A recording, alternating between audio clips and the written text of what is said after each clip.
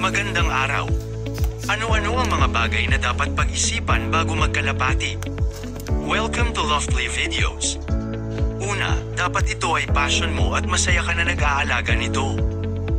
Pangalawa, ang perang gagastusin sa patuka, loft, vitamins at iba pa. Pangatlo, disenyo ng loft na gagamitin. Pang-apat, dapat may sarili itong drainage para sa dumi para hindi ito bumaho. Pang-lima, lokasyon ng loft, hanggat maaari, dapat ito ay nasa taas na lugar.